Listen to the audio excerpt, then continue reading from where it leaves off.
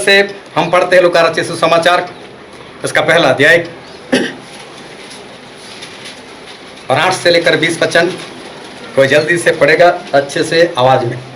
जब वह अपने दल की पारी पर परमेश्वर के सामने याजक का काम करता था, तो याजकों की रीति के अनुसार उसके नाम पर चिट्ठी निकली कि प्रभु के मंदिर में जाकर धूप जलाएं। और धूप जलाने के समय लोगों की सारी मंडली बाहर प्रार्थना कर रही थी कि प्रभु का एक स्वर्गदूत धूप की वेदी की दाहिनी ओर खड़ा हुआ उसको दिखाई दिया। और जकरिया देखकर घबराया और उस पर बड़ा भय छा गया। परंतु स्वर्गदूत ने उससे कहा, हे जकरिया, भयभीत न हो, क्योंकि तेरी प्रार्थना सुन ली गई है और तेरी पत्नी एलिशिबा से तेरे लिए एक पुत्र उत्पन्न होगा और तू उसका नाम यूहन्ना रखना। हाँ, पढ़ो 20 तक। और तुझे आनंद और हर्ष होगा और बहुत लोग उसके जन्म के कारण आनंदित होंगे, क्योंकि वह प्रभु के सामने महान होगा और दाखरस और मदिरा कभी न पिएगा और अपनी माता के गर्भ से ही पवित्र की ओर फेरेगा। वह एलिया की आत्मा और सामर्थ में होकर उसके आगे आगे चलेगा कि पितरों का मन लड़के वालों की ओर फेर दे और आज्ञा न मानने वालों को धर्मियों की समझ पर लाए और प्रभु के लिए एक योग्य प्रजा तैयार करे। जकरिया ने स्वर्गदूत से पूछा, यह मैं कैसे जानूं, क्योंकि मैं तो बूढ़ा हूँ और मेरी पत्नी भी बूढ़ी हो गई है। स्वर्गदूत ने उसको उत्तर दिया कि मैं जिब्राइल हूँ, जो परमेश्वर के सामने खड़ा रहता हूँ और मैं तुझसे बातें करने और तुझे यह सुसमाचार सुनाने को भेजा गया हूँ। और देख, जिस दिन तक ये बातें पूरी न हो ले, उस दिन तक तू मौन रहेगा और न बोल सकेगा, इसलिए कि तूने मेरी बातों की जो अपने समय पर पूरी होगी प्रतीति न की। परमेश्वर पिता का वचन हमारे लिए बहुत ही आशीषित है और परमेश्वर पिता का वचन सच्चा है और बाइबल में लिखा है, यदि तू सच्चाई को जानेगा तो सच्चाई तुझे आज़ाद करेगी। बहुत ध्यान से आज परमेश्वर के वचन को सुनना, ताकि उसे वचन को आप हृदय में उतार सको और उसके अनुसार चल सको। एक सवाल है और मैं आपको वो पूछना चाहता हूँ, कितने ऐसा चाहते हैं कि प्रभु यीशु आ जाए?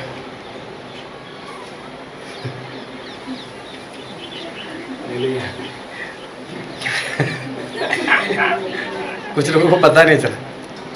कितने लोग ऐसा चाहते हैं कि प्रभु यीशु आ जाए अभी?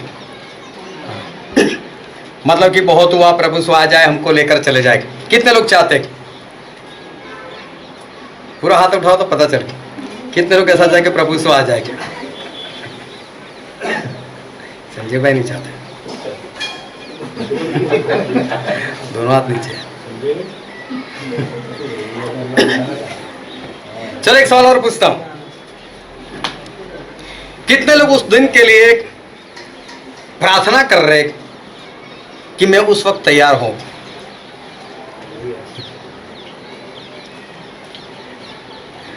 हालेलुया। चलो, परमेश्वर आज के वचन से हमसे बात करने वाले, और आज का वचन जो है उसे बहुत ध्यान से सुनना। आखिरी दिनों के लिए हमें तैयार होना है। प्रभु यीशु सही में बहुत जल्द आने वाले हैं और उस दिन के लिए हमें सभी को तैयार होना है। बाइबल में दानिएल की बात, दानिएल भविष्यवक्ता की बात तब शुरू होती है जब नबूकदनेस्सर जो राजा थे और जो पूरी धरती के ऊपर राज कर रहे थे, उन्होंने जब इज़राइल को जीत लिया और लोगों को गुलाम बनाकर वो वहाँ से ले गए, तब दानिएल भी गुलाम बनाए हुए थे। और उस वक्त दानिएल की आयु जो थी वो सिर्फ 15 साल थी। बाइबल में नहीं लिखी, मैंने गिनती भी नहीं लगाई, लेकिन जिन लोगों ने बाइबल स्टडी की वो लोग ऐसा कहते हैं। तो हो सकता है ये सच भी हो सकता है कुछ प्लस माइनस भी हो, लेकिन बस जवान हो रहे थे, उनकी आयु ज़्यादा नहीं थी। और उस वक्त नबूकदनेस्सर ने ऐसा कहा कि मेरे साथ रहकर कुछ लोग काम कर सके, राजा के दरबार में बैठकर ऐसे ज्ञानी लोग, ऐसे सुंदर दिखने वाले लोगों को तैयार करो। तो उस वक्त दानियल और उनके 3 मित्र हनानिया, मिशाएल और अज़रिया, इन लोगों को चुना गया और लोगों को भी चुने गए थे। अभी इनके खातिर पानी करना था, इनको अच्छा खाना देना था, अच्छे कपड़े देना था, अच्छी शिक्षा देनी थी, इनको ट्रेन करना था। और उस वक्त इनके पास खाना आया और खाना कुछ ऐसा था कि इज़राइल के लोग जिस तरह से खाते हैं बनाकर, वैसा नहीं था।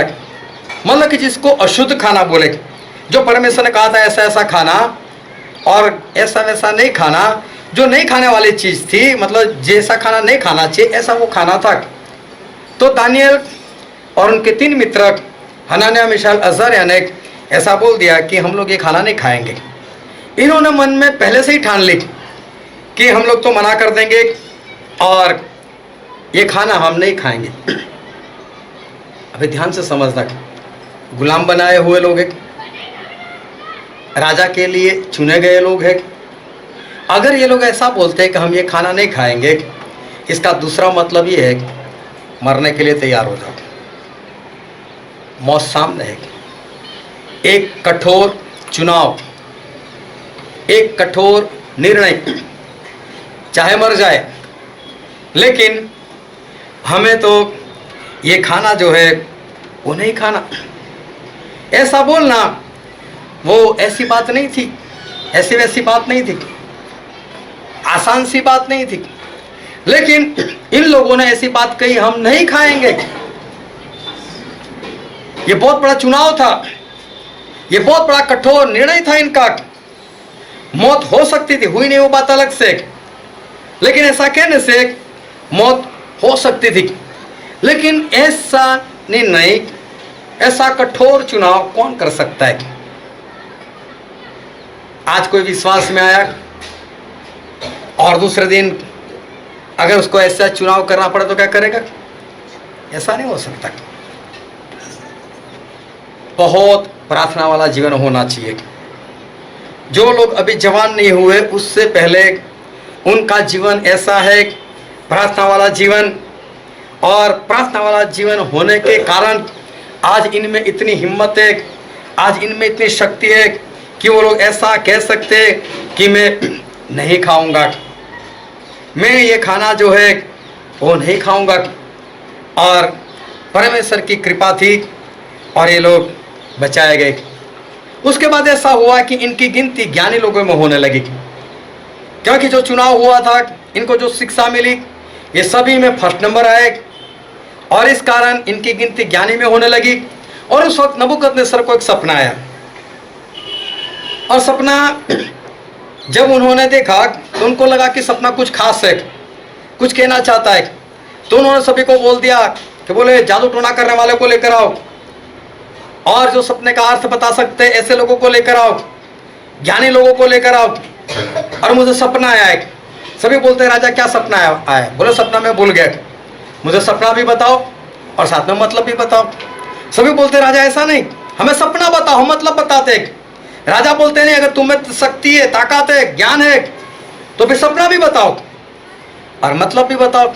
क्योंकि राजा नहीं चाहते थे कि मैं एक बार सपना बताओ फिर कुछ भी मतलब निकाल दे लोग, और इसलिए राजा ने सपना नहीं बताया।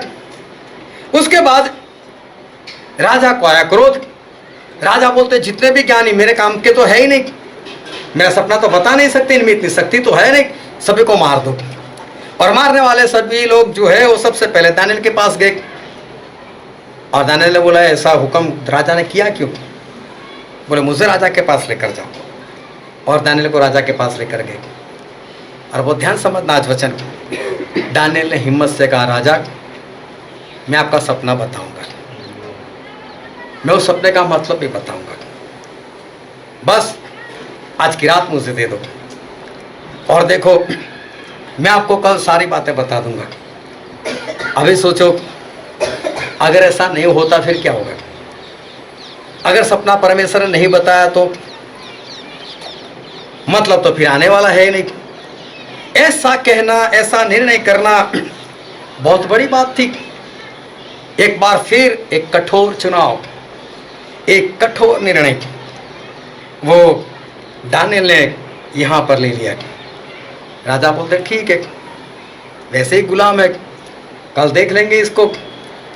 और दानियल ने हनन्याह, मिसाएल, अज़ारिया तीनों को बुलाया, चलो हम लोग प्रार्थना करते। वचन अभी हम पढ़ नहीं रहे, लेकिन दानियल का दूसरा अध्याय घर पर जाकर पढ़ना।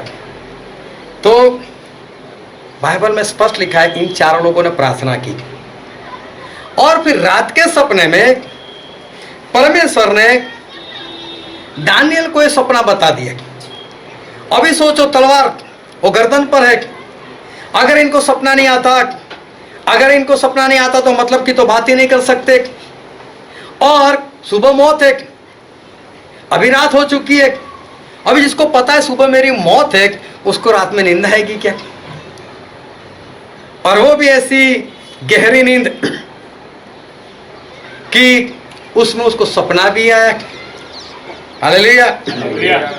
अभी देखो, दानियल प्रार्थना कर कर बिंदास से सो रहे। कल की बात कल देखी जाएगी, कल की बात कल देखी जाएगी। और वो सो गए, और सोने के बाद उनको परमेश्वर ने सपना भी बता दिया। कितना कठोर निर्णय। मौत थी, लेकिन फिर भी मान लिया, देखी जाएगी, और बता दिया कि मैं तो ऐसा ही करूँगा। और देखो, परमेश्वर ने एक बार फिर की जान बचा ली। वही नबूकदनेस्सर ने एक बड़ी मूर्ति बना ली और बोला जो कोई इसकी पूजा नहीं करेगा उसको आग की भट्टी में डाल दिया जाएगा। और तब 3 लोग पकड़े गए, हनन्याह, मिशाएल और अज़ारिया। ये तीनों पकड़े गए। अभी तीनों को लेकर राजा के पास आए। ए राजा, ये आपकी मूर्ति की पूजा नहीं कर रहे। राजा बोलते क्यों? देखो, एक मौका देता हूं।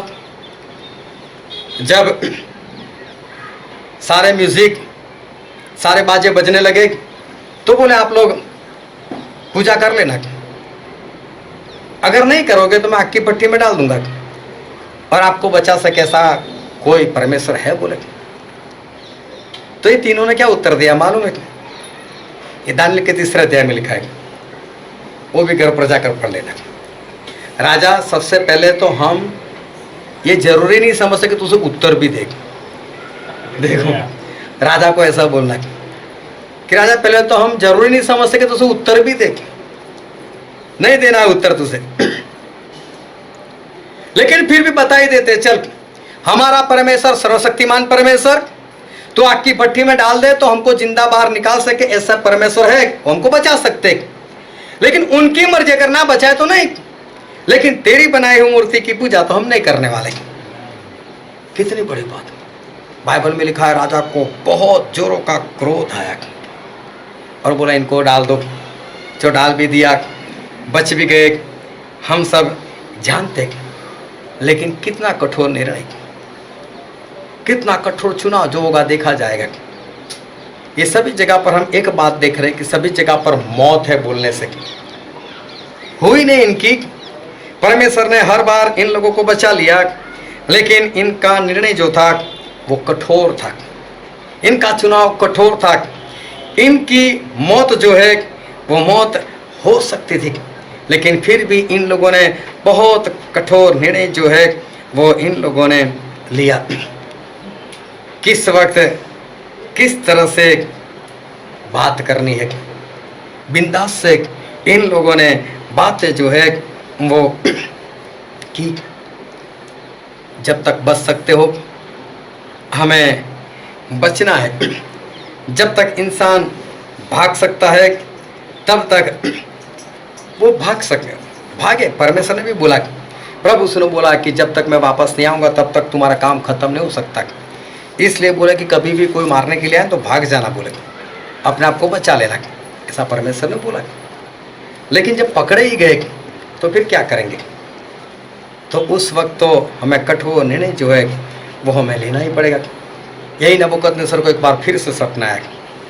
अब की बार तो उसे सपना बता दिया।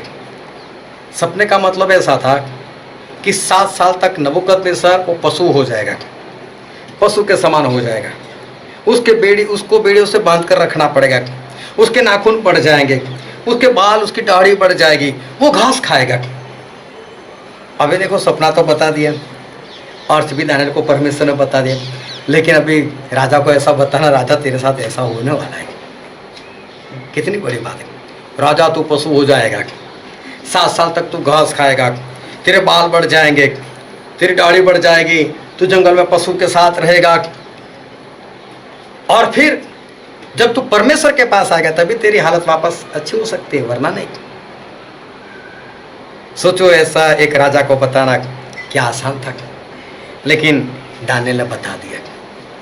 एक बार फिर कठोर चुनाव, एक बार फिर एक कठोर निर्णय जो है वो यहाँ पर लिया। ये तो राजा है, उसको तो क्रोध आ सकता है, वो तो बोल सकता है मार दो इसको, कोई बात नहीं, इसको खत्म कर दो। चलो नबूकदनेस्सर के बाद उसका बेटा राजा बन गया। उसके बेटे का नाम था बेलशास्सर। अभी क्या हुआ, इसने पार्टी रख दी। जैसे ही राजा बना पहले पार्टी, और बोले जो यहूदी लोगों के जो मंदिर से जो कटोरे या प्याला सब जो आया है उसको लेकर आओ, बोले उसी में शराब डालकर पिएंगे बोले। और सभी ने वही काम किया। और जब ये काम कर रहे थे तभी अचानक से इतना हाथ कटा हुआ, इतना ही हाथ आया, हाथ में मालूम नहीं कुछ था या नहीं था, कुछ पेन वगैरह थी या नहीं थी, लेकिन दीवार पर एक अलग लैंग्वेज में जो ये लोग नहीं जानते थे ऐसी भाषा में वहाँ पर कुछ लिख दिया।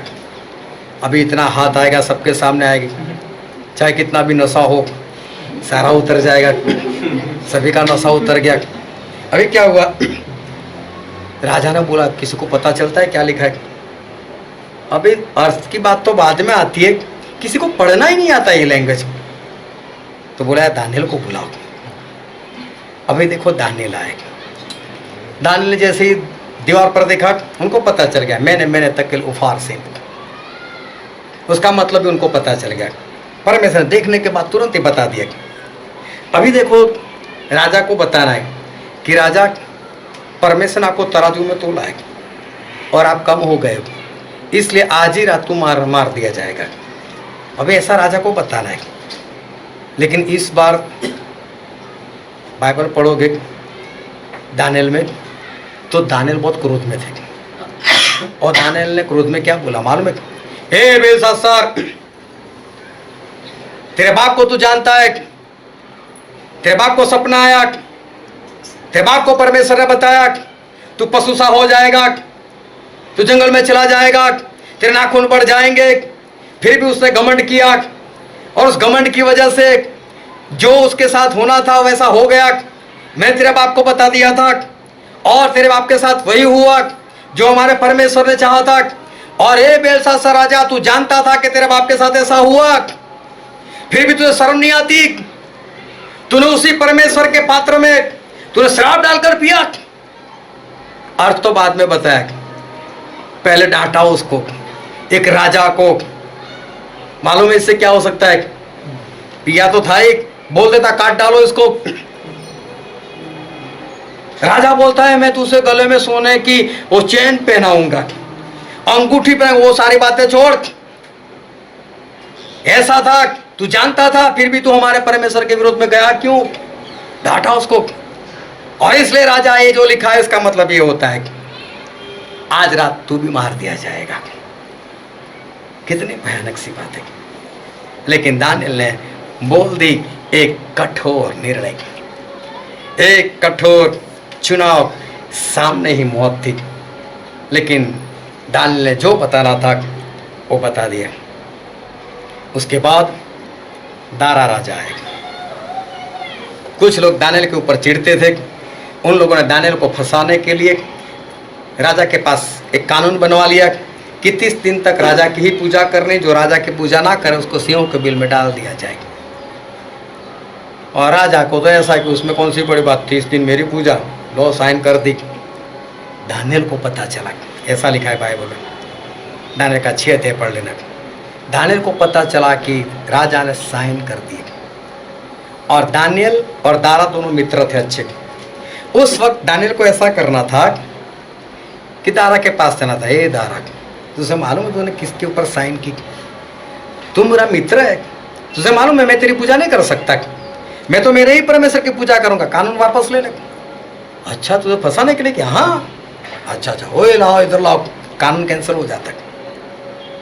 लेकिन ऐसा लिखा है कि जब दानियल को पता चला कि कानून पर साइन हो चुके, पहले जैसे करता था वैसे ही जो खिड़की यरूशलेम की ओर खुलती थी उसको खोलकर 3 बार प्रार्थना की। कठोर चुनाव, कठोर निर्णय। खिड़की बंद कर सकते थे, हर तो खिड़की खोलकर प्रार्थना करते थे, लेकिन आज तो साइन हो गए, मौत है सामने, बंद कर दो खिड़की। नहीं, पहले जैसे करते थे वैसा कठोर निर्णय देखी जाएगी, जो होगा देखा जाएगा। और देखो दानियल को लेकर आएगा और 6 अध्याय वो ध्यान से पढ़ लेना। एक भी बार दानियल ने दारा को ऐसा नहीं बोला, राजा मैं तेरा मित्र हूं, मुझे बचा के, एक बार भी नहीं बोला। सिंहों के बिल में डाल दिए गए। हमें मालूम है कि कुछ नहीं हुआ, लेकिन हर बार परमेश्वर के लोगों ने, दानियल ने, हनाना, मिसाइल, अज़ारिया ने ऐसा ऐसा चुनाव किया, ऐसे निर्णय किए कि जिसमें मौत ही हो सकती थी, लेकिन इन्होंने ऐसा चुनाव वो किया। हालेलुया। वो ध्यान से परमेश्वर के वचन को सुनते रहना। प्रभु यीशु जो है वो आ रहे। और दानियल में ऐसा लिखा है, दानियल भविष्यवक्ता की पुस्तक उसका 9 अध्याय और उसका 26 और 27 वचन। और उन 62 सप्ताहों के बीतने पर अभिषिक्त पुरुष काटा जाएगा। अभिषिक्त पुरुष मतलब प्रभु यीशु, उनको काट दिए जाएंगे। मतलब जो उनका पहला आगमन था और क्रूस पर जो मरना था उसकी बात है। और उसके हाथ कुछ न लगेगा। हाँ। और आने वाले प्रधान की प्रजा नगर और पवित्र स्थान को नाश तो करेगी। आने वाली प्रधान की प्रजा फिर नगर और पवित्र स्थान को नाश तो करेगी। हाँ। परंतु उस प्रधान का अंत ऐसा होगा जैसा बाढ़ से होता है। यहाँ पर जो लिखा है उसका मतलब ये होता है कि प्रभु यीशु की मौत के बाद एक सरदार आएगा। जब प्रभु यीशु का दूसरा आगमन होगा उससे पहले एक सरदार, एक प्रधान और आएगा। और ये प्रधान हम डिटेल में नहीं जाते क्योंकि हमारा सब्जेक्ट नहीं। ये प्रधान मतलब एंटी क्राइस्ट। वो प्रभु यीशु के पहले, दूसरे आगमन से पहले वो आएगा। जब प्रभु यीशु को आना है उससे पहले वो आएगा। और भी इसको क्लियर करते हैं और हम पढ़ते हैं 2 थिस्सलुनीकी उसका 2 अध्याय और उसका 1, 2, 3 वचन।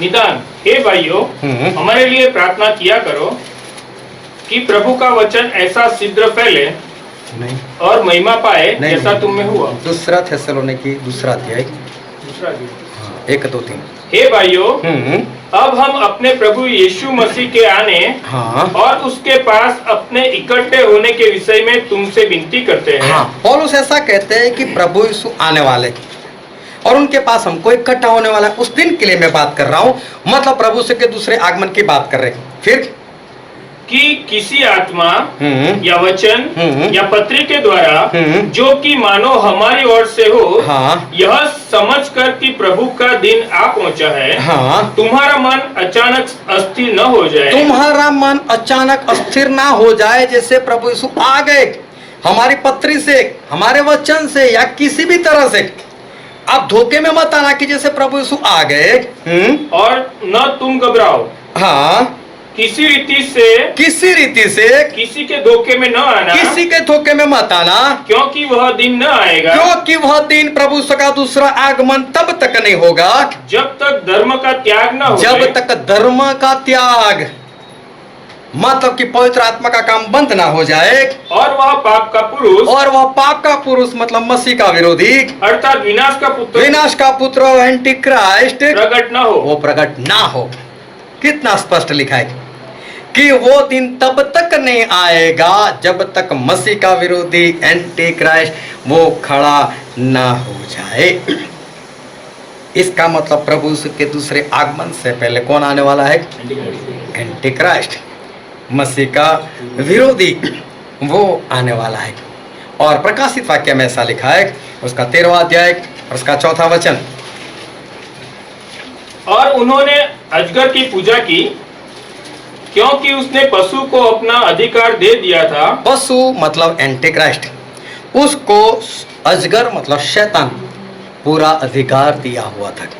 इसका मतलब जो एंटी क्राइस्ट है ना, उसके पास शैतान का पूरा 100% अधिकार है।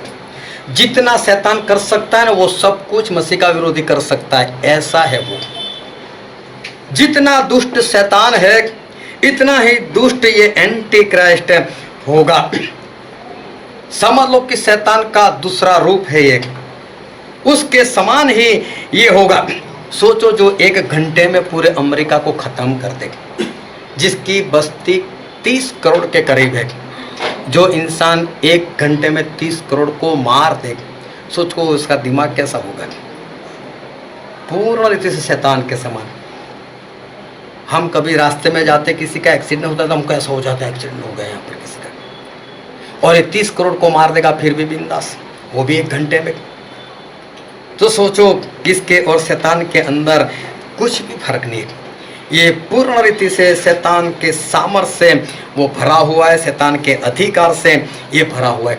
और ये जो है वो उसके बारे में ऐसा लिखा है, उसका 17 और 18 वचन पढ़ो तो, प्रकाशित वाक्य 13, 17 और 18 कि उसको छोड़ जिस पर छाप अर्थात उस पशु का नाम या उसके नाम का अंक हो और कोई लेन देन न कर सके। हाँ, यहाँ पर लिखा है कि कोई भी, ये जो पशु मतलब मसीह का विरोधी एंटी क्राइस्ट है, वो एक अपने छाप निकालने वाला है, एक निशान निकालने वाला है।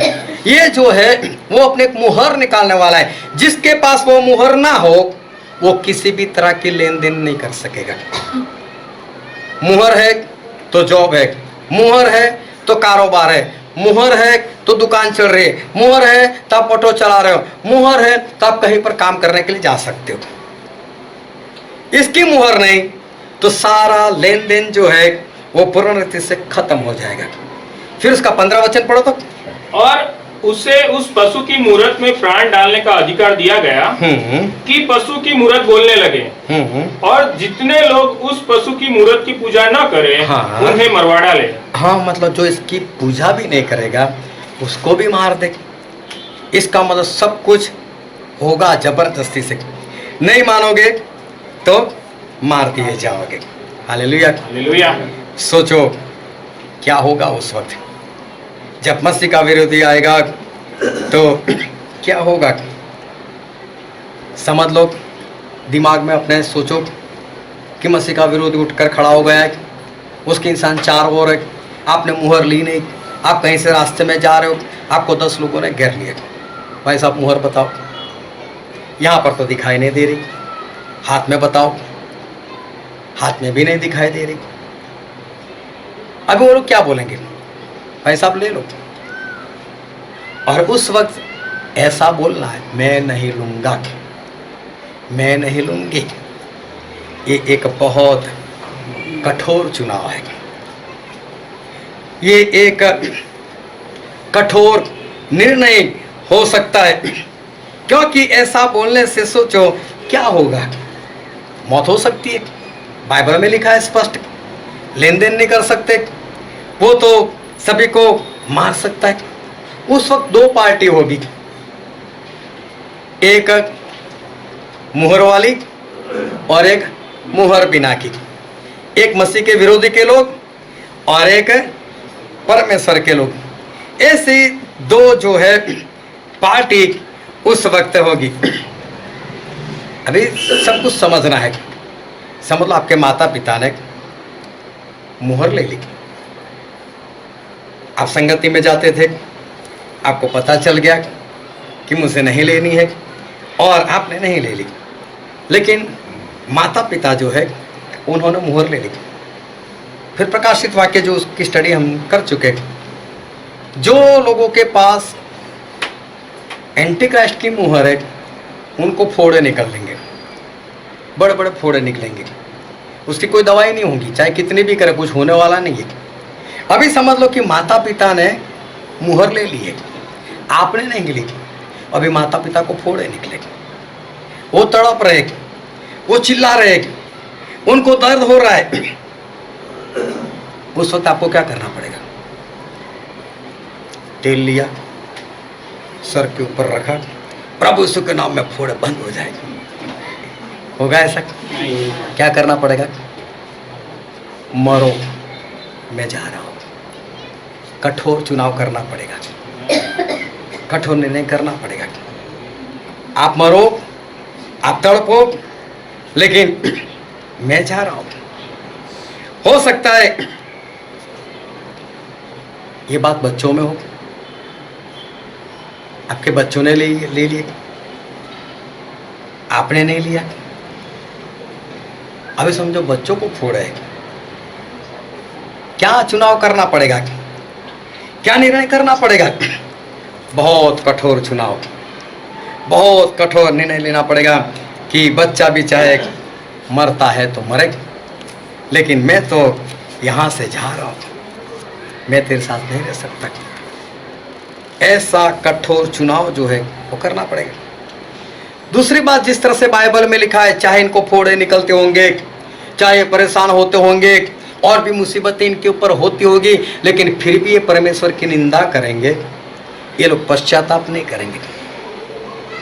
मतलब फोड़े के दर्द से वो लोग परेशान है, उनको बहुत दर्द कर रहा होगा, लेकिन फिर भी अगर कोई मुहर वाला है तो मेरे बाप को पकड़ो, उसने नहीं ली, फिर भी वो बोलेगा ऐसा। मेरे बच्चे को पकड़ो, उसने नहीं ली मुहर, उस सेंटिकल्स की मोहर नहीं, मारो इसको, वो पकड़ा देगा। सोचो कैसे कठोर निर्णय उस वक्त जो है वो लेने पड़ेंगे। दानिएल और उनके मित्र, दानिएल ने कठोर निर्णय तो ले लिया, अपने मित्र को बुलाया, चलो हम लोग प्रार्थना करते। दानिएल के साथ 3 लोग और जुड़े हैं। एक अंदर ऐसा तो होगा कि मेरे साथ कोई है, परमेश्वर से प्रार्थना करेंगे काम हो जाएगा। ये तीनों को साथ में पकड़ कर लेकर आए राजा के पास। हे राजा, ये 3 लोग मूर्ति की पूजा नहीं कर रहे। तो तीनों तो साथ में बड़े हुए, एक दूसरे के मित्र थे, परमेश्वर को अच्छी तरह से मानते थे, तीनों को एक दूसरे का सहारा तो है। हे राजा, हम तुझे उत्तर देने की जरूरत भी नहीं समझते, लेकिन कब बोल रहे? जब 3 लोग साथ में है, एक दूसरे का सहारा जो है वो इनको है, इसलिए बिंदास से बोल रहे कि राजा, हम तुझे उत्तर देने की जरूरत भी नहीं समझते। आज ज़्यादातर लोगों को ये आखिरी दिन जो है ना नहीं दिखाई दे रहे, प्रभु यीशु का आना कितना निकट है वो नहीं दिखाई दे रहा। एक कठोर निर्णय लेने का वक्त जो है वो आज लोगों को नहीं दिखाई देता। और तब मालूम है लोग कैसे कैसे निर्णय करते। आज के दिन में जब ये सब कुछ हो रहा है हमारे सामने, चाहे वैक्सीन जो भी हो, लेकिन लेन देन तो बंद हो रही है उसकी वजह से, तो इस वक्त कैसा निर्णय जो है वो हमको करना चाहिए, कैसे कठोर निर्णय में हमको चलना है, लेकिन लोगों को पता नहीं चल रहा है। प्रभु यीशु मर गए, 2 बार दर्शन दे दिया और पतरस खड़े हो गए, मैं मछली पकड़ने के लिए जा रहा हूँ। अरे वहीं से तुझे बाहर निकाला था, तुझे बोला था कि पतरस अब से तू किसको पकड़ेगा? इंसानों को पकड़ेगा। और पतरस अपने साथी लोगों को ऐसा बोलता है, मैं मछली पकड़ने के लिए जा रहा हूँ। तो इसका मतलब क्या है? परमिशन मांग रहा, मैं जाऊँ या ना जाऊँ? वो कह रहा चलना है। पतरस तो अगुआ है, सभी लोग बोलते पतरस जा रहा है तो हम भी चलते। पूरी रात सभी ने मेहनत की और 153 मछली आ गई। आई कि नहीं? नहीं आई। कितनी आई थी? एक भी नहीं आई। मछली पकड़ने के लिए चले गए अपने मित्रों के साथ, अपने दूसरे साथी लोगों के साथ। कभी पत्र से ना छोड़ो, मेरे हाथ में बरकत नहीं है, ऐसा कर तू डाल यार जाल।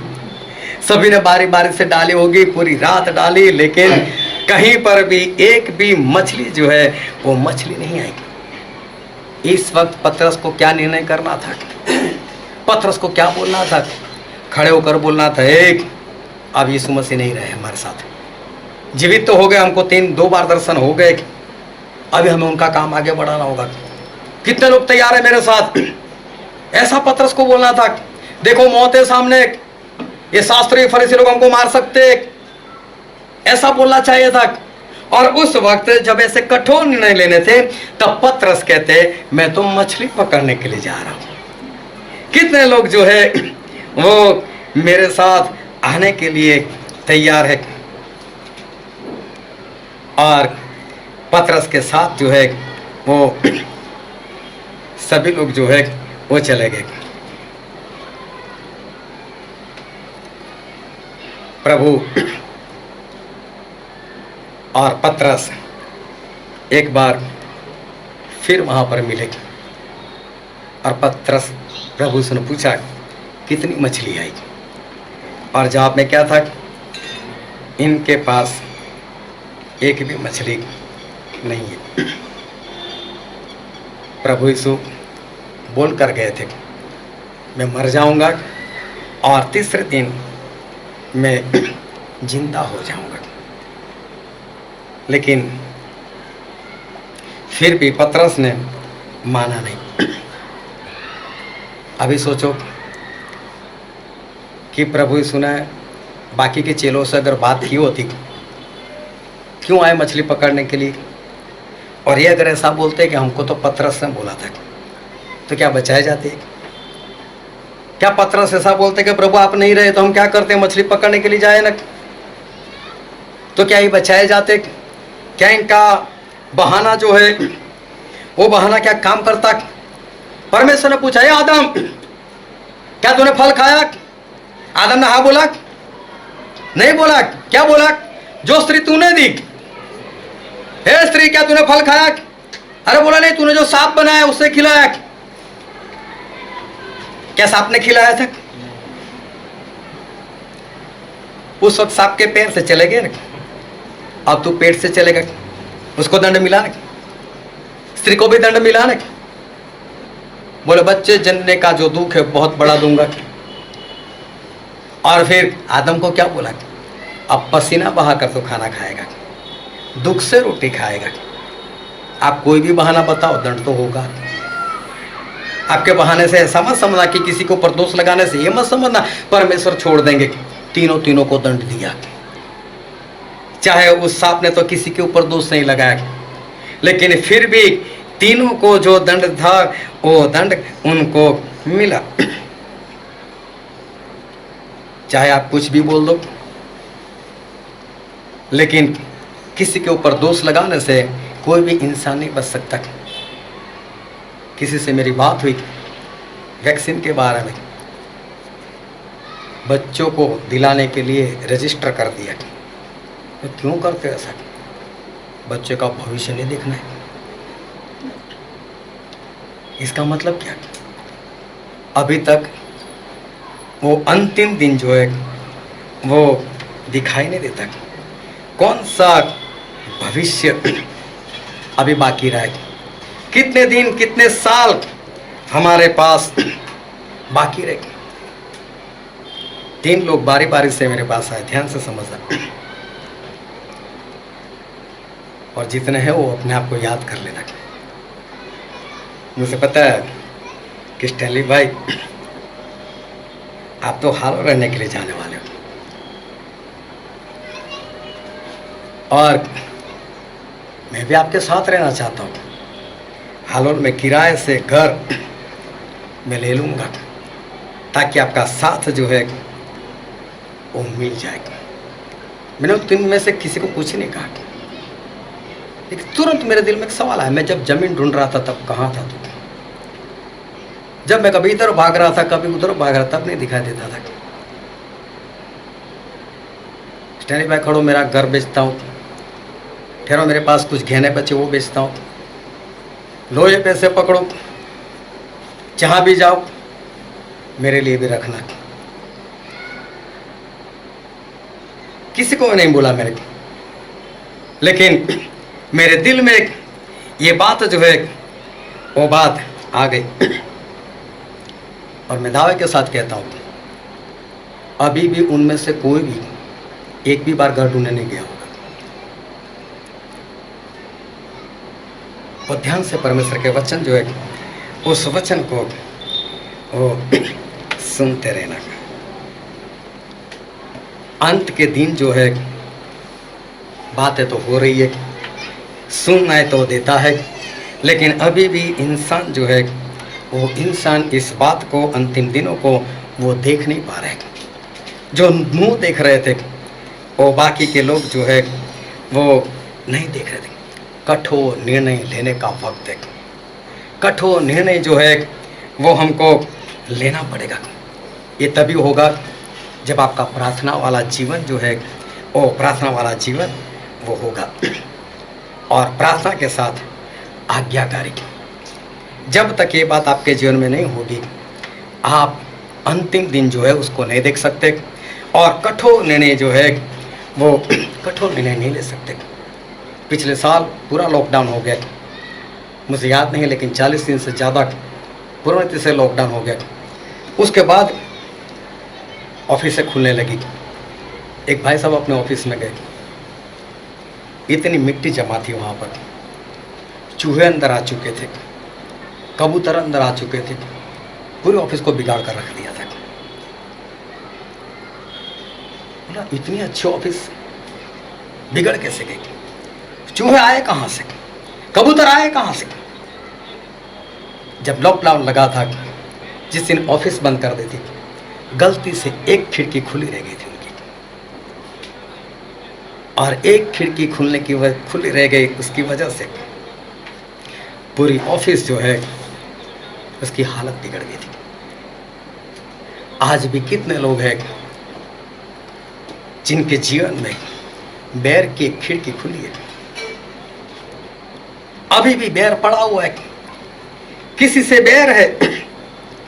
आज भी कई लोग बुरी आदत में फंसे हुए, उसको छोड़ नहीं पा रहे। उसकी खिड़की जो है वो बुरी आदत की वो खुली है। आज भी क्रोध की खिड़की वो कुछ लोगों के अंदर वो खुली है।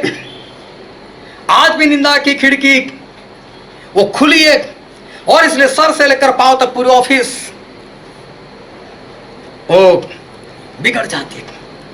कठोर निर्णय, कठोर चुनाव, ऐसे खिड़की जिनकी खुली वो नहीं कर सकता। उसके लिए प्रार्थना वाला जीवन चाहिए, साथ में आज्ञाकारी जो है वो चाहिए। मालूम है प्रार्थना वो क्या है? प्रार्थना परिस्थिति को बदल देती है, चाहे कैसी भी परिस्थिति हो, लेकिन एक प्रार्थना जो है वो परिस्थिति बदल देती है। दानियेल के जीवन में देखो मौत था, लेकिन एक प्रार्थना, सपना आ गया, मतलब आ गया, और परमेश्वर ने वो परिस्थिति को बदल दी। और दानियेल ने प्रार्थना की थी, परमेश्वर आप तो ऋतु को बदल देते हो। एक प्रार्थना जो है वो ध्यान समझना, वो आपकी सारी बुरी परिस्थिति जो है उसको वो बदल देती है। एस्तर के जमाने में पूरी कौम बचाई गई। इजराइल लोग मरने ही वाले थे, पूरी कौम खत्म होने वाली थी, लेकिन एक प्रार्थना से पूरी परिस्थिति बदल गई, और इजराइल के सारे लोग जो है उनको जीवन मिला। हान्ना ने एक प्रार्थना की, और समूएल जैसा भविष्यवक्ता उनके पेट से पैदा हुआ। जो बांझ थी, इसका बांझपन वो वहां पर चला गया। एलिय्याह की एक प्रार्थना 3.5 साल तक बरसात रुक गई, और 3.5 साल के बाद बरसात हो भी गई।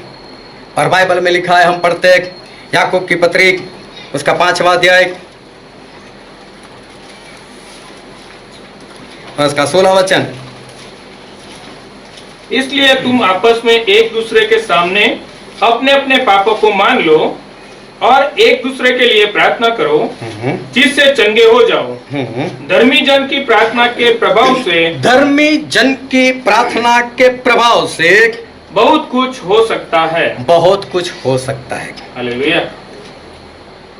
किसकी प्रार्थना से? धर्मी जन की प्रार्थना। सिर्फ प्रार्थना नहीं चलेगी, धर्मी जन की प्रार्थना, आज्ञा मानने वालों की प्रार्थना। सर एक सवाल और पूछता हूँ, और प्लीज झूठ मत बोलना। कितने लोग हैं जिनको प्रार्थना पसंद है?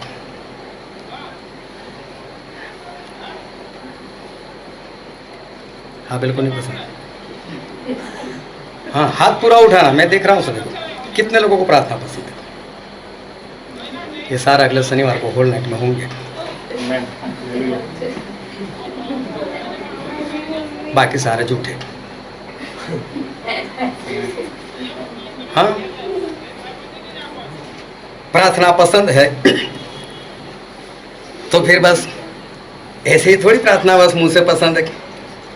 होल नाइट में सारे लोग दिखाई देंगे प्रार्थना जो है वो सही में कैसे होनी चाहिए।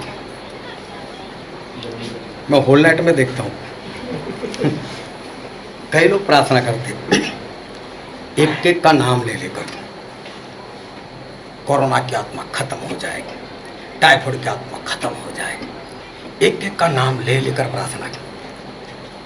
और इतना आनंद आता है, कितनी अच्छी प्रार्थना, एक एक का नाम ले लेकर प्रार्थना करते। मैं इसके दिल में है मैं सभी के लिए प्रार्थना करूं। क्योंकि एक जगह पर मैं गया था तो वहाँ पर कॉपी में एक नोटबुक में सारी विनती लिखी थी। पास्टर ने बोला यहाँ पर रखो, इसको टेबल पर रखा, उसके ऊपर हाथ रखा, परमेश्वर उसमें जितनी भी विनती है कर लो काम, बात खत्म, होल नाइट खत्म। अरे सामने वाले ने कितने प्रेम से और चाह से दिए कि लोग मेरे लिए प्रार्थना करेंगे, इसलिए देखो क्यों हम उसका नाम ले लेकर प्रार्थना ना करें।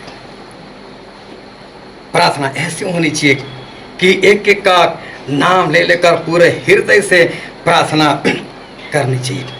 और जब ऐसी प्रार्थना सुनते तो सही में एक आनंद आता है। कई लोग मोबाइल से पूरी पढ़ लेते, अभी तो शुरू भी नहीं, तब तक तो आमिर हो गया। 15 नाम पढ़े, परमेश्वर इनको ये कर दो, बस बात जो है वो खत्म। धर्मी की प्रार्थना परिस्थिति बदलती है। जो सही रीति से प्रार्थना करता है, आज्ञाकारी के साथ प्रार्थना करते हैं, ऐसी की ही प्रार्थना वो परिस्थिति वो बदल देती है। दानियल और उनके मित्रों ने कठोर निर्णय लिया, कठोर चुनाव किया और उनकी प्रार्थनाओं ने परिस्थिति बदल दी। जब परमेश्वर ने मुझे कहा था कि धंधा बंद कर लो, और एक कठोर निर्णय, मैं खुद चाहता था कि मैं धंधा बंद कर लूँ, लेकिन जब सामने बात आई तो मुझे पता चला कि बात भारी है, लेकिन एक कठोर निर्णय ले लिया। 3 साल तक उसमें चलना बहुत मुश्किल लगा, क्योंकि पैसे आते नहीं थे। हाँ, प्रभु ने कभी भूखा नहीं सुलाया, लेकिन जिस तरह से वो 3 साल मेरे बीते मुझे मालूम है। पत्नी थी, बच्चे थे, कभी भी बच्चों ने ऐसा नहीं कहा पर पापा मुझे ये खाना ये लेकर आओ, कभी पत्नी ने नहीं बोला मुझे ये खाना वो लेकर आओ। सभी ने उस वक्त बलिदान दिया। जो है जैसा मिलता है वैसा वो खाओ। एक कठोर निर्णय जो है वो लेना पड़ा। उसी वक्त एक भाई साहब आए, बोले यूके में, इंग्लैंड में आपके लिए जगह है, गुजराती चर्च, प्रार्थना के लिए चले जाओ, 1 दिन के अंदर आप 8,000 रुपये कमा सकते हो। मैं बोला प्रार्थना से? बोले हाँ। नहीं जाना, प्रार्थना बेचनी नहीं है, प्रार्थना बेचने के लिए वो नहीं है। और तभी परमेश्वर जो है वो परमेश्वर वो काम करते, कठोर निर्णय लेने पड़ते, लेकिन धर्मी जन ही कठोर निर्णय जो है वो ले सकते। एक बात मैंने पहले भी कही थी, आज एक बार फिर से कहता हूँ कि एक चर्च था ना, चर्च के सामने किसी ने बार खोल दिए। बार मतलब जहाँ शराब मिलती है। अभी लोग शराब पीते थे, शराब पीकर मालूम है कि कोई सीधा चल नहीं सकता, कई लोग ओवरलोड हो जाते, कई लोग गिर जाते, कुछ लोग उल्टी करते, कई लोग तो चर्च के दरवाजे के सामने उल्टी कर कर चले जाते थे। अब उनसे क्या लड़ाई करना, चर्च वाले बोलते बोले क्या करें, बोले प्रार्थना करते। सब ने मिलकर प्रार्थना की, प्रभु यीशु के नाम में बार बंद हो जाए, प्रभु यीशु के नाम में बार बंद हो जाए। और ऐसा हुआ वहाँ पर कुछ शॉर्ट सर्किट हो गया, पूरा बार जल गया। बार के मालिक को फोन किया, बार जल गया। इस तरह से बार के मालिक ने चर्च वालों के ऊपर मुकदमा दायर कर दिया। बोले इनकी वजह से हुआ है। दोनों को इकट्ठा किया। जज बोलते क्या है, बोले इन लोगों ने प्रार्थना की और इनकी प्रार्थना से ही मेरा बार जल गया। इनके परमेश्वर ने एक काम किया है, इन लोगों ने प्रार्थना की। नहीं नहीं, हमारी प्रार्थना से नहीं हुआ, हमारी प्रार्थना से नहीं हुआ। जज बोलता है मैं क्या करूं, क्या डिसीजन लूं? जो लोग प्रार्थना नहीं करते उनको प्रार्थना पर पूरा विश्वास है, और जो कर रहे हैं उनको प्रार्थना पर विश्वास नहीं कि हमसे काम हुआ है। धर्मी जन की प्रार्थना, हालेलुया, धर्मी जन की प्रार्थना से परिस्थिति बदल जाती। जो वचन आज हमने पढ़ा था, कौन सा पढ़ा था? लूक 17 और एक और 8 से 20। हालेलुया। वहां पर एक ऐसी बात हुई थी कि जकरिया और वो गए थे मंदिर के अंदर, उनकी बारी थी धूप चढ़ाने की।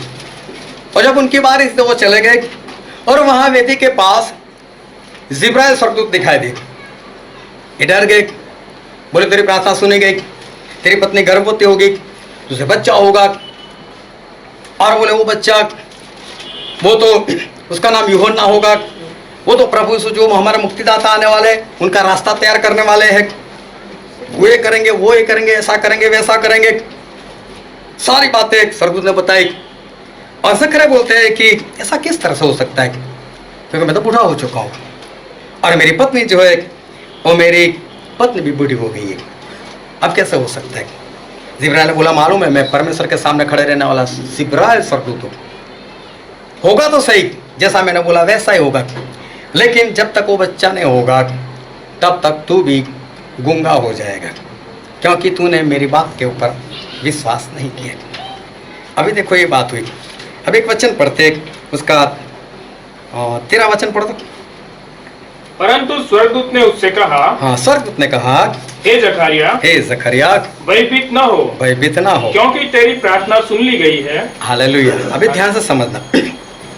स्वर्गदूत ने जकरिया से ऐसा कहा, जकरिया तेरी प्रार्थना सुन ली गई है। हाँ, आगे पढ़ो। और तेरी पत्नी हाँ एलीशिबा से तेरे लिए एक पुत्र उत्पन्न होगा। एलीशिबा वो गर्भवती होगी और वो पुत्र जनेगी। अभी देखो, स्वर्गदूत आज आएगा। आज मतलब मैं उस दिन की बात कर रहा हूँ। स्वर्गदूत उस वक्त आए, और उस वक्त आकर स्वर्गदूत क्या बोलते,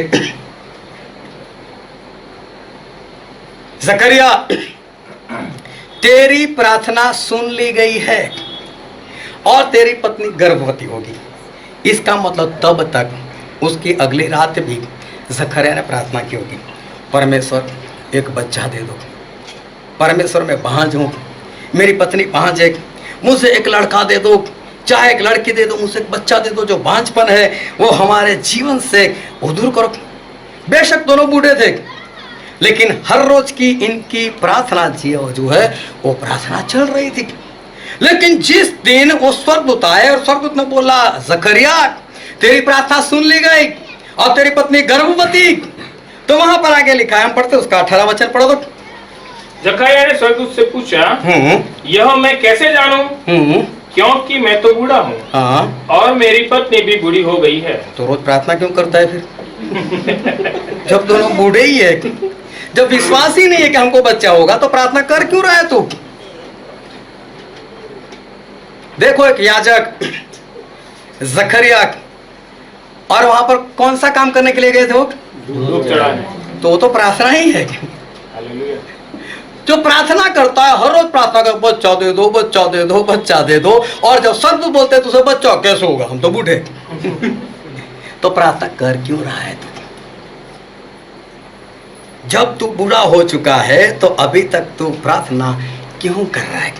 हालेलुया। हालेलुया। मैंने शुरुआत में 2 सवाल किए थे। किसी को मालूम है कौन सा सवाल किया था? हाँ, पहले मैंने ये सवाल किया था, कितने लोग ये चाहते हैं कि प्रभु यीशु जल्द आ जाएगा, और सभी ने क्या बोला, हाँ आ जाएगी। दूसरी बात मैंने ये बोली कि कितने लोग चाहते हैं कि उस दिन के लिए परमेश्वर संपूर्ण से उनको तैयार करे, उस आखिरी दिन के लिए। तभी भी सभी लोगों ने हाथ को उठाया कि हाँ, वो दिन के लिए मुझे तैयार करे।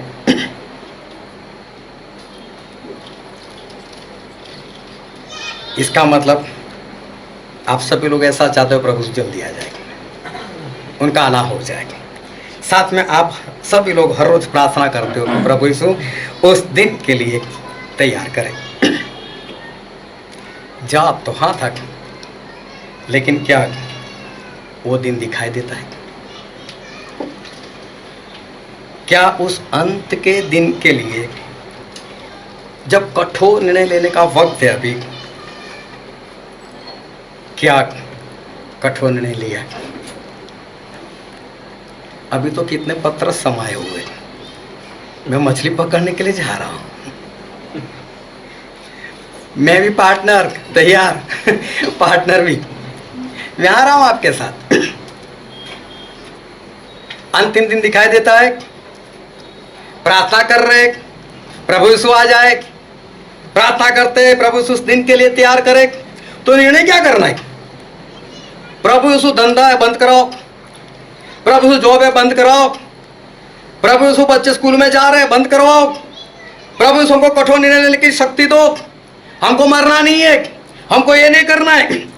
लेकिन निर्णय तो बहुत आसान से सब कुछ ढूंढ कर निकाल देते। कितना इन्वेस्टमेंट होगा, कितनी कमाई होगी, उसका 10 मास कितना होगा, बहुत ध्यान से समझना। अगर अंतिम दिन के लिए खुद को तैयार करने के लिए प्रार्थना कर रहे तो अंतिम दिन दिखाई देता है कि नहीं? ये हर रोज प्रार्थना कर रहा है, प्रभु बच्चा दो बच्चा दो बच्चा, और होगा, और कैसे होगा, हम तो बूढ़े हैं। तो प्रार्थना करता क्यों है फिर? जब तेरे जीवन में वो परिस्थिति, जब हमारे जीवन में परिस्थिति दिखाई देती है, हमको मौत दिखाई देता है, हमारे सामने सब कुछ हो ही रहा है, तो अब क्यों नहीं दिखाई देता जिसके लिए प्रार्थना कर रहे हो? जब कठोर निर्णय लेने का वक्त आ गया तो वो क्यों नहीं कर रहे हो? अफ्रीका के कुछ बच्चे, छोटे छोटे 8-10 साल के बच्चे, किसी ने जाकर ऐसा किया कि फलों से भरी हुई टोकरी बड़ी सी एक पेड़ के नीचे रख दी और सभी बच्चों को बोला, मैं जैसे 3 गिनता हूं भागना, जो पहले उस टोकरी के पास पहुंच गया सारी टोकरी उसकी। ये बोलता है 1 2 और 3। सभी बच्चों ने एक दूसरे के हाथ पकड़ ली, बिंदा से चलते चलते जा रहे, सभी ने साथ में टोकरी उठा ली, मिल बांट के खाओ, एक कौन खाएगा? अगर अंतिम दिन दिखाई देते तो एकता भी तो दिखाई देनी चाहिए ना, क्या हम एक हो जाते हैं?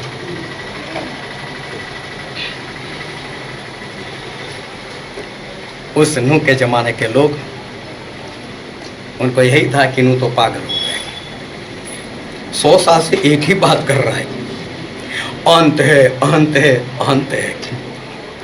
मैं भी पागल हो गया, मैं भी वही बातें करता रहता हूँ, अंत है अंत है अंत है। चाहे जिसको जो समझना है समझे, लेकिन मुझे इतना मालूम है, बरसात आने के बाद जितने भागे उनमें से कोई नहीं बचा।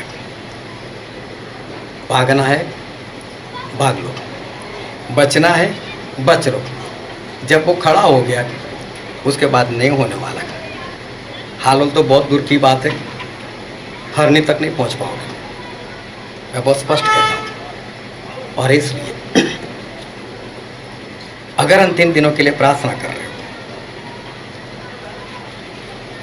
अगर चाहते हो कि उस वक्त के लिए परमेश्वर तैयार करे, तो वो दिन तो आ चुका है, वो वक्त आ चुका है, तैयार हो। अभी स्वर्गदूत तो बोल रहे तुझसे बच्चा होगा, अभी आ गया टाइम, तेरी प्रार्थना जो से सुन ली गई, हो गया। वो कैसे होगा? ऐसी प्रार्थना मत करो कि हर रोज बस एक तोते की तरह बोलते रहो बोलते रहो बोलते रहो, और जब वो बात हो तब नहीं, ऐसा नहीं हो सकता, ऐसा नहीं हो सकता, अभी नहीं होगा वो, अभी अंतिम दिन नहीं आ सकते। क्या फायदा ऐसी प्रार्थना का? और इसलिए उस अफ्रीकन बच्चों ने, जब उनको पूछा गया कि आप लोगों ने ये क्या किया, तो बोले युगुंडो, बोले युगुंडु क्या है? तो बोले युगुंडु का मतलब है एक साथ आगे बढ़ो, एक दूसरे का साथ दो। अभी सही में वक्त ही है। दानियल अकेले नहीं थे, 3 मित्र थे।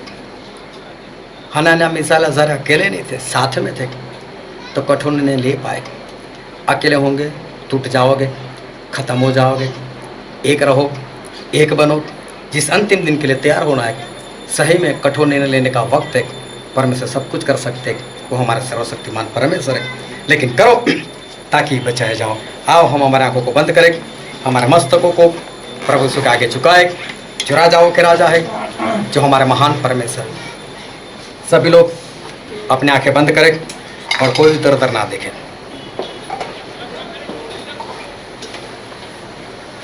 मेरे प्रियो, क्या सही में आपको विश्वास है कि अंतिम दिन आ चुके हैं क्या? अगर विश्वास नहीं है तो एक बार फिर से अच्छे से बाइबल पढ़ो ताकि पता चले। अगर विश्वास है कि अंतिम दिन चल रहे तो अभी कौन से दिन का इंतजार कर रहे हो? एक होना है, साथ में आगे बढ़ना है ताकि बचाया जाएगी। ये वचन समझने के लिए, ग्रहण करने के लिए, उसके अनुसार चलने के लिए, कठोर निर्णय लेने के लिए, धर्मी होकर प्रार्थना करने के लिए परमेश्वर सभी को बल दे, शक्ति दे, सामर्थ्य दे। परमेश्वर आपको आशीष दे। आमीन।